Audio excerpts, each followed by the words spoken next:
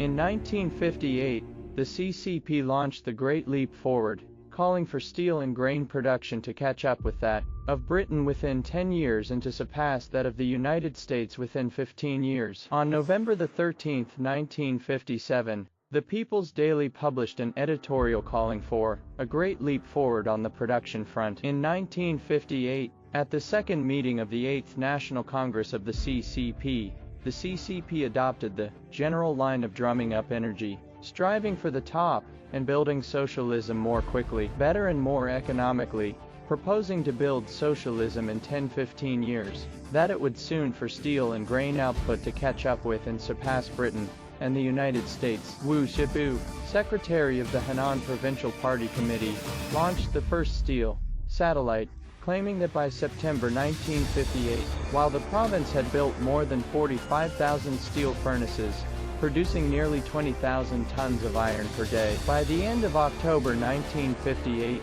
the number of steelmakers in the country had increased to 60 million, and the number of small blast furnaces had increased to several million, and 30,000 earthen blast furnaces. The wonders of steelmaking were everywhere on the land of China.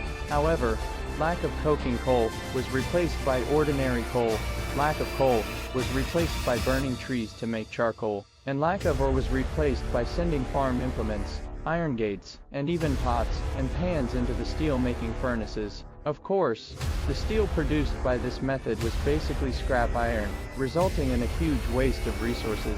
In the Great Leap Forward in agriculture, also Wu Shipu took the lead in launching the first high-yield satellite. He reported to the CCP that the mu yield of wheat in Suiping County, 1 mu is 666.6667 square meters, exceeded 2,100 jin.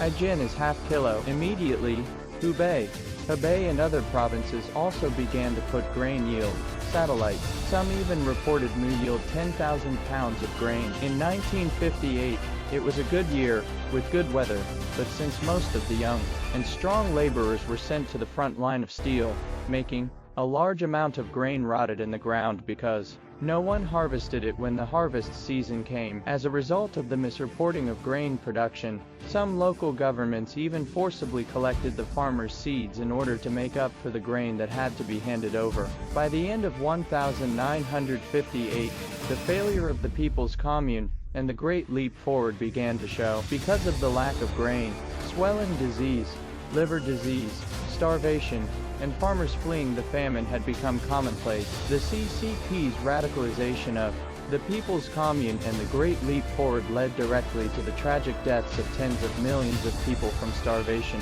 Mao Zedong, on the other hand, trivialized the CCP's huge mistake of departing from human nature and violating the laws of the economy by comparing it to the problem of 1 finger out of 10.